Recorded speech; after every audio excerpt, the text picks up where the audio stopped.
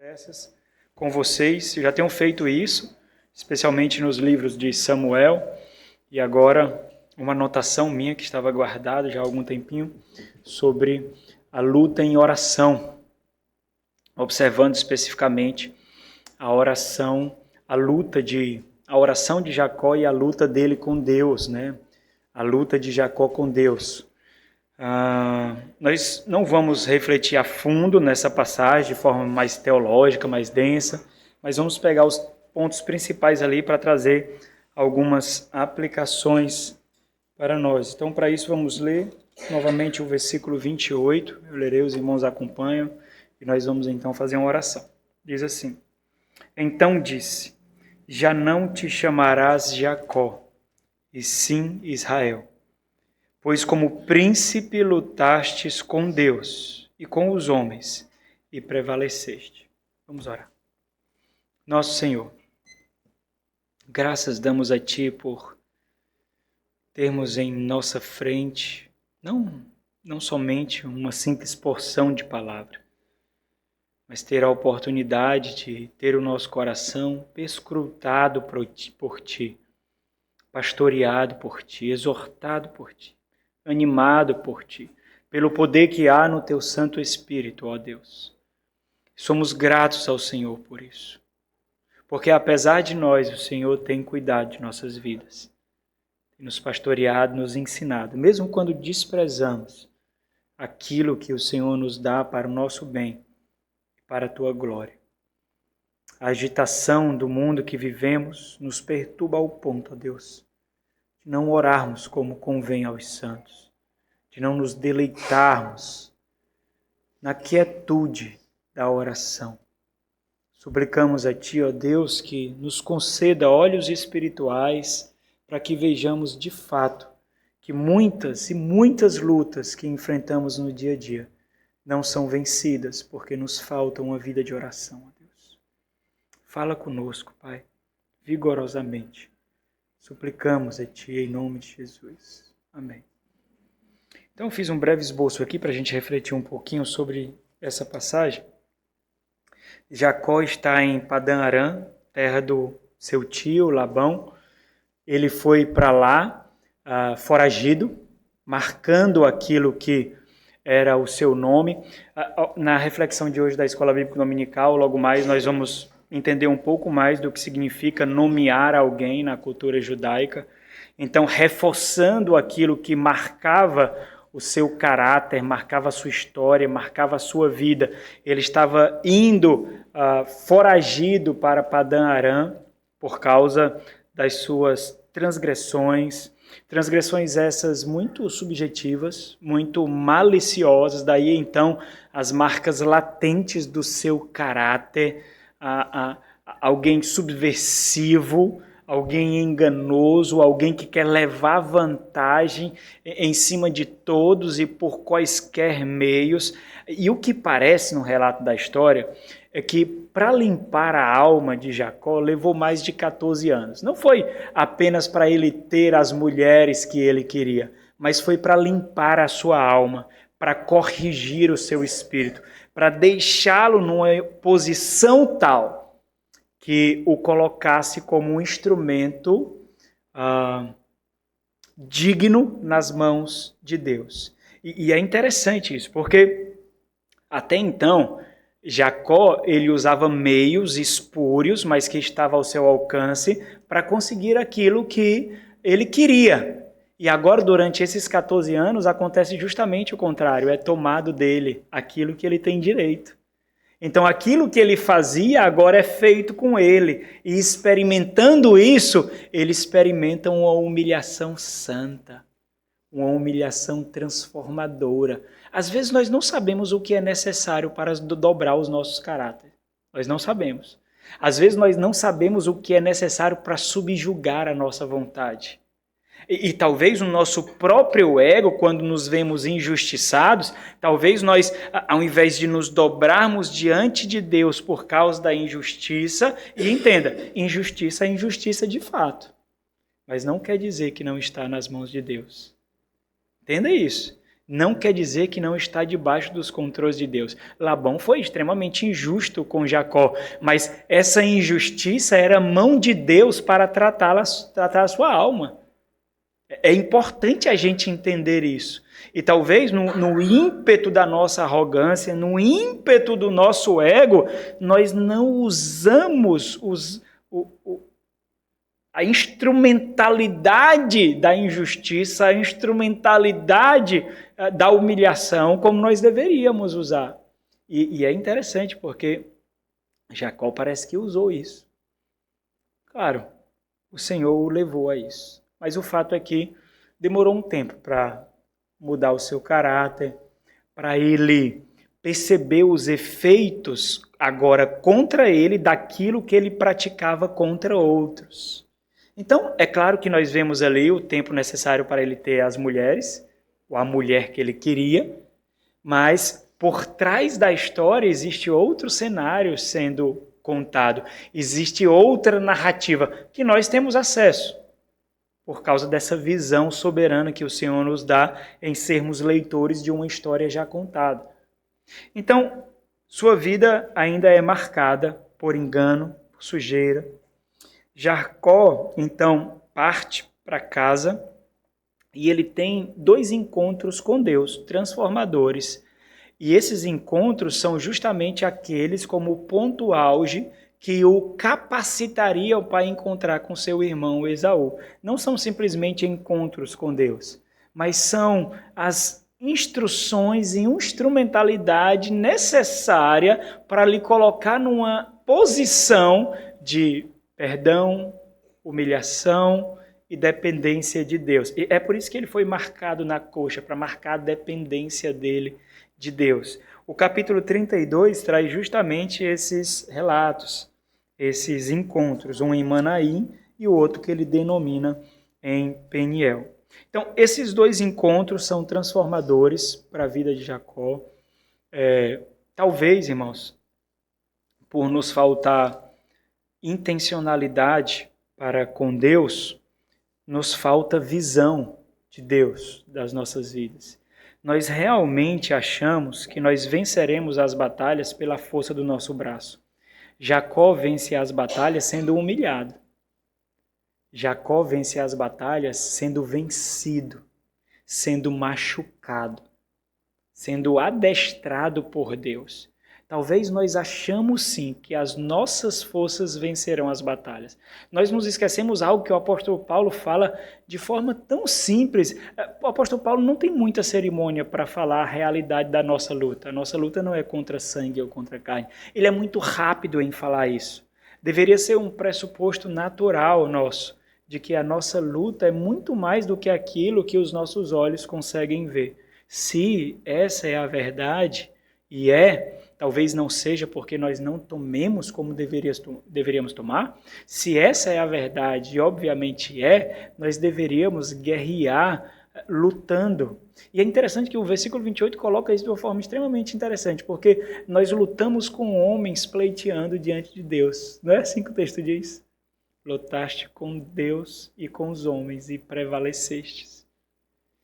Por isso que nós olhamos escritos sobre essa passagem de puritanos, e muitos dos temas são esse mesmo, lutando com Deus.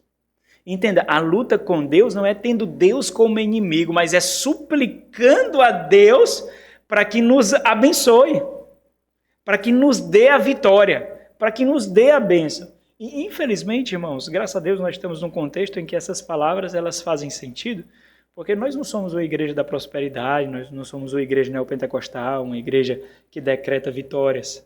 Mas essa terminologia é importante mesmo. É suplicar a Deus, guerrear diante de Deus, para que nos dê a vitória, para que nos dê o triunfo, para que nos dê a bênção, para que nos faça vencer. E é interessante isso é muito importante de entender, para lutarmos com os homens, contra o sangue e a carne. Para as lutas que nós temos travado aqui desse lado da eternidade, nós só venceremos se nós pleitearmos diante de Deus.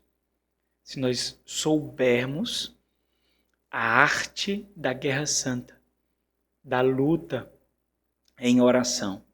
E é algo que o mundo tem roubado de nós. Nós não sabemos lutar em oração. O jejum foi roubado de nós, foi tomado de nós o jejum. A oração já não faz parte da nossa estratégia de santificação, de mortificação. Nós oramos 30 segundos, nós oramos 1 minuto, e aquilo já traz uma satisfação para a nossa alma, como se nós tivéssemos cumprido o nosso rito. Oramos, nós oramos nas horas das refeições e achamos que isso também é suficiente, mas nós não sabemos lutar. E aí, irmãos, nós não antecipamos vitórias, nós não fazemos isso. Tem muitas lutas que nós não deveríamos ter na vida comum se nós tivéssemos uma vida de oração.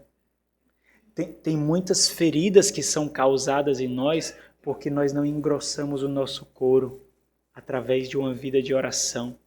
A nossa sensibilidade exacerbada para o vitimismo só é real, só é presente em nós porque nós não nos fortalecemos em oração. É por isso que com muita facilidade tudo nos atinge, tudo nos deixa cabisbaixo, depressivo, ansiosos, tristes, porque nós simplesmente esquecemos que nós devemos pleitear diante de Deus para que Ele derrame sobre nós as bênçãos dos céus, o triunfo santo. Talvez, irmãos, pecados que nós lutamos tanto contra eles só são mais difíceis de sermos vencidos porque nós achamos que os pecados são materiais. O próprio pecado é uma realidade espiritual. O pecado ele não tem como objetivo corroer o nosso corpo. Quando nós vemos o pecado corroendo o nosso corpo, nós já vemos os efeitos da corrosão da nossa alma. A nossa alma já está sendo corroída. A nossa alma já está enferma, já está ferida. E por isso os efeitos são exibidos no nosso corpo. De todos os vícios, essa é a verdade. Desde a glutonaria até os demais vícios. Nós vemos os efeitos no corpo de uma alma farta, de uma alma obesa, que não se contenta mais na doçura de Deus. Nós estamos muito acostumados com os doces artificiais que esse mundo tem para nos dar. A oração de Jacó, talvez, se Deus nos conceder a oportunidade, nós refletiremos uma próxima mensagem só na oração de Jacó. A oração de Jacó é pungente, irmãos. É impressionante a oração de Jacó. Me lembrou outras orações aqui. Eu vou ler para os irmãos. Mas vamos ler a oração de Jacó. De alguém, não é alguém mais que engana. É alguém que sabe quem é. Versículo 9. Diz assim. Versículo 9 é o versículo 12. E orou Jacó: Deus de meu pai Abraão e Deus de meu pai Isaque, ó Senhor, que me disseste, torna a tua terra e a tua parentela, e te farei bem. O que ele está fazendo aqui? Os puritanos faziam muito isso, nós não fazemos. Ele está pleiteando, lutando com Deus, tendo como base as palavras do próprio Deus. Tu dissestes isso, ó Deus. Não foi eu que coloquei diante de ti. Foi o Senhor que disse isso. Então faz. É claro que Deus vai buscar os meios para que nos prepare para que faça, mas Ele faz. O grande problema nosso é porque na nossa mente, os meios de Deus não são adequados. Porque nos causa muita dor, nos causa muita vergonha, nos humilha. Nós queremos o fim e nós também queremos determinar os meios, irmãos. Ó, Deus tem que ser assim. Não foi de Deus. Não foi. Vamos continuar.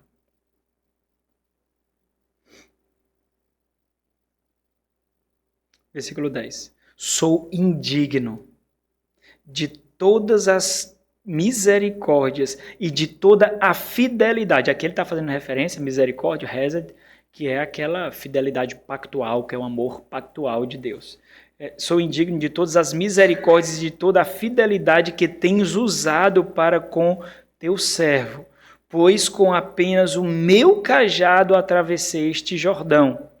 Já agora sou 2 bandos. Livra-me das mãos de meu irmão Esaú, porque eu o temo, para que não venha ele matar-me e as mães com os filhos. E disseste: certamente eu te farei bem e dar-te-ei a descendência como a areia do mar, que pela multidão não se pode contar. Essa oração me fez lembrar 2 orações que eu já compartilhei com os irmãos certa vez.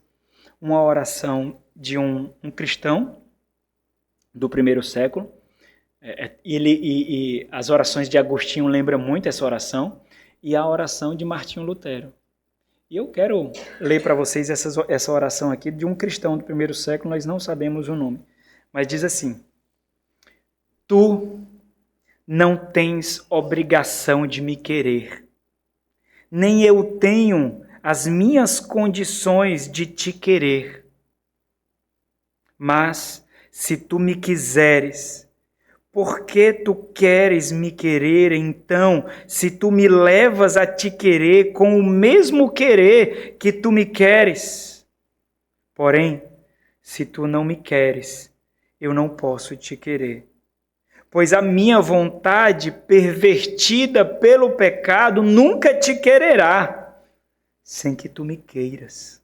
Antes, converte o meu querer para que eu te queira, com o mesmo querer que tu me queres.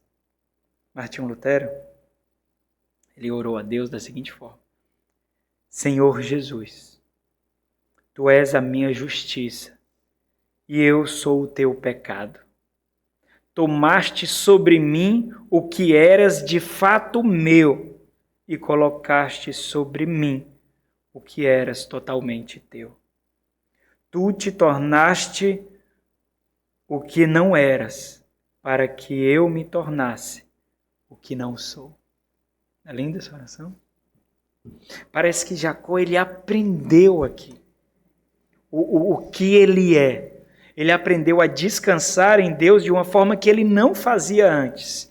E o artifício que nós vemos Jacó desfrutando aqui para que ele pudesse se encontrar com seu irmão, que ele tinha defraudado, que ele tinha enganado, que ele tinha usurpado a bênção do Senhor, é a humilhação, a contrição e a oração. Para que ele mudasse o coração do seu irmão para com ele, ele não vai ter diretamente com seu irmão. Ele vai ter com Deus diretamente. Ele busca Deus diretamente. Ele suplica ao Senhor diretamente. E nessa luta com Deus, no texto que nós lemos, Gênesis 32, no versículo 22 ao versículo 32, no relato dessa luta com Deus, o texto deixa muito claro no versículo 28. Lutando com Deus, ele lutou com os homens e venceu os homens. Lutando com Deus. O versículo 25 mostra a intensidade da luta, irmãos. Olha o versículo 25. Vendo este que não podia com ele, o anjo, que ali é a personificação de Deus, do Senhor, tocou-lhe na articulação da coxa, deslocou-se a junta da coxa de Jacó na luta com o homem. A intensidade e o vigor. Observa aqui esse relato de contrição, sendo moído, levando à dependência, e esse machucado na coxa é justamente para marcar a dependência que Jacó teria de Deus, a completa dependência de Deus que Jacó teria. Ele precisou ser ferido para isso. Ele precisou ser machucado para isso. Talvez nós queremos proximidade com Deus. Proximidade, deleite em Deus. E é tão pungente isso, porque nós só sabemos que Jacó não viu a face de Deus, porque o texto bíblico, nas mais variadas passagens, diz que ninguém viu a Deus. Ninguém viu a Deus. Só que o relato da presença de Deus era tão instigante, tão pungente, tão apaixonante nessa experiência que Jacó teve com o anjo do Senhor, que o texto diz de forma tão clara, face a face com Deus. Nós queremos piedade, irmãos. Nós queremos fazer orações piedosas. Nós queremos sermos contritos, sábios. Nós queremos ser sábios. Mas nós não queremos trilhar o caminho para isso. O caminho de desfrutarmos de tudo isso é anônimo. Ninguém vê. E esse anonimato que nós desfrutamos da edificação piedosa, outros recebem os benefícios. Que é quando nós nos tornamos instrumentos para a edificação do nosso irmão, para a edificação do nosso lar, do cônjuge, dos filhos, da igreja do Senhor. Mas isso só pode ser experimentado por outros se eu experimentar isso em anonimato. Observa, não tinha nenhum palco aqui nessa luta de Jacó com Deus. Não tinha nenhum palco. Jacó se afastou para que ele tivesse essa luta. Ele se afastou do seu bando. Ele não está junto com o seu bando, ele não está junto da multidão, ele se afastou. E é nesse momento que ele experimenta esse revigoramento para que ele pudesse se encontrar com Esaú de uma forma favorável, conforme Deus assim determinou. Ao versículo 26, nós vemos o desejo dele sendo expresso. Diz assim, disseste este, deixa-me ir, o anjo, pois já rompeu o dia. E Jacó respondeu, não te deixarei ir, se não me abençoares. Oh, irmãos,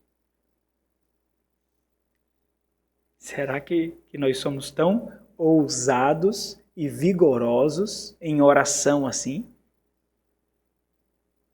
Senhor, não sairei daqui enquanto não vencer o meu pecado. Não sairei daqui, ó Deus, enquanto não sentir mais deleite em mim mesmo. Enquanto não mais sentir deleite na carnalidade. Com tanta facilidade eu julgo o meu irmão. Com tanta facilidade eu desprezo os meus pais. Com tanta facilidade eu desprezo a igreja. Com tanta facilidade eu tenho raiva do outro. Dobrei os meus joelhos, ó Deus, e não sairei daqui enquanto não me abençoares. Nós somos muito ousados para lutar contra os homens, para mentir para os homens, para defendermos o nosso direito diante dos homens. Mas isso só mostra a nossa frouxidão espiritual, porque nós não guerreamos com Deus como nós deveríamos, frouxos espiritualmente e ousados na carne. Quando a nossa ousadia devia ser em espírito. Quantas vezes os irmãos já ouviram ou mesmo não falaram? Não me deixo dobrar, é o meu direito, não ficarei calado, não vão me envergonhar. Quantas vezes nós mesmos não falamos isso, se formos resolver um problema em uma repartição pública ou em algum órgão, ou se algum irmão pisa no nosso calo, ou se nós nos sentimos injustiçados, quantas vezes nós não falamos isso? Ousados na carne, frouxos no espírito, quando nós deveríamos nos calar,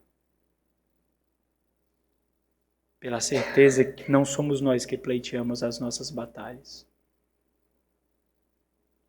Nós dobramos os joelhos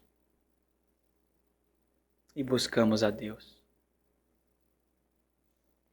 Eu não me contento, irmãos, eu realmente não me contento em ler relatos piedosos e não buscar vivê-los. Nós vemos relatos de mães piedosas que pleiteavam pelos seus filhos.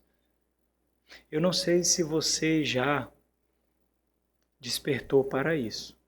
Mas você vai enfrentar muita dificuldade com seus filhos. Muitas. Não tenho dúvida disso. Eles têm muito tempo ainda para errar.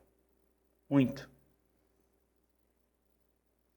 Muito, muito, muito, muito. Podia dar vários exemplos aqui. Eles têm muito tempo para errar. Mas será que você já tem lutado por isso em oração?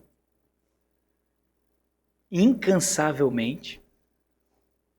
De joelhos? Entenda, não adianta viver no ativismo da igreja, irmãos. Não adianta viver na cantina, viver na zeladoria, viver na recepção, viver no serviço do louvor. Não adianta. Se tudo isso não for pavimentado, fundamentado de uma vida de contrição e de oração. Não adianta.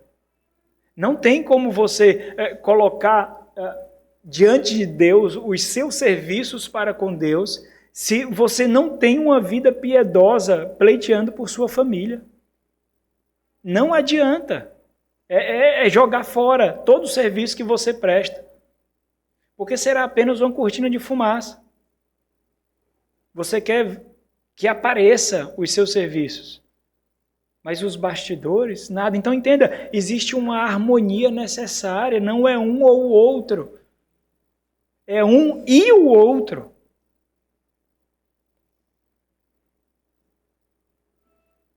Antecipe os problemas que você pode ter no casamento e dos seus filhos. Em oração. Antecipe.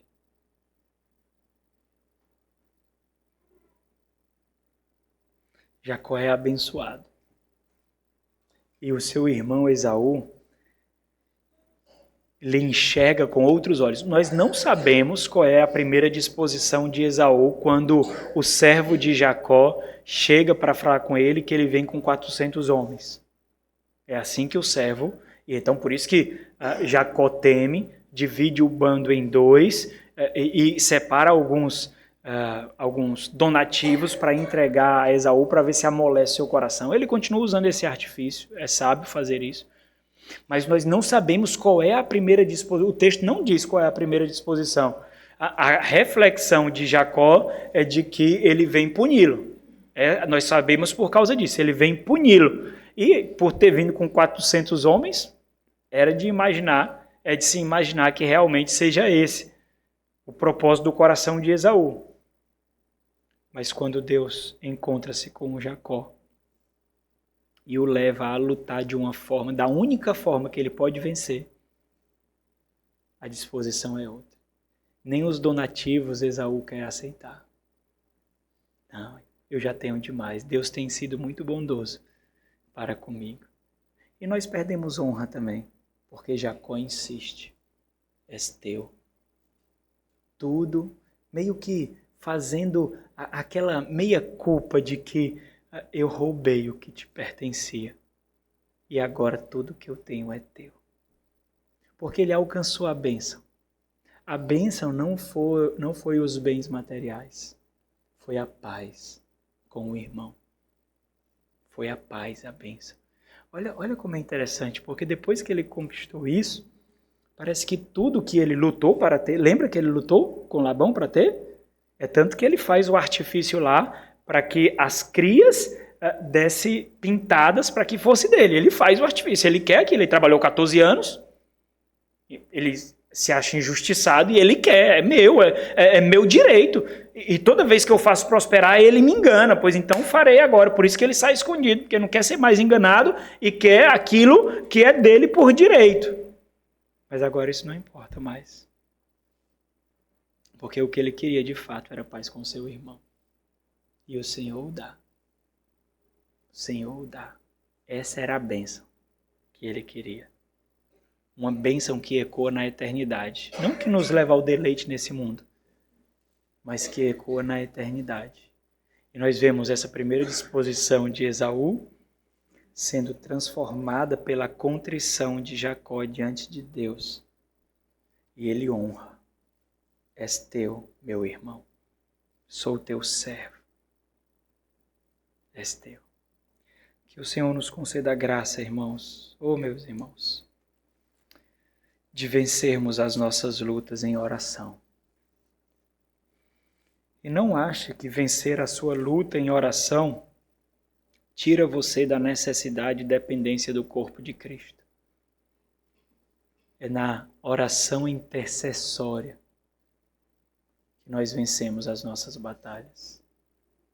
Guerreando com os santos, com irmãos ao nosso lado, como refletimos quarta-feira, com a multidão de testemunhas que pleiteia por nós. Vamos orar. Nosso Senhor, Deus de graça, misericordioso, ajuda-nos a nos portarmos nessa grande batalha que é a vida, como convém aos santos, ó Deus, de joelhos dobrados. Que a nossa peregrinação seja feita assim, de joelhos dobrados, corações contritos.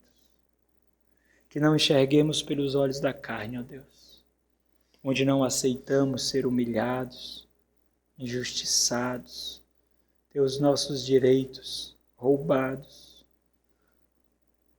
Ajuda-nos, ó Deus, diante disso, enxergar um convite à oração, à luta contrita em devoção diante do Senhor. Rogamos ao Senhor, ó Deus, em nome de Jesus.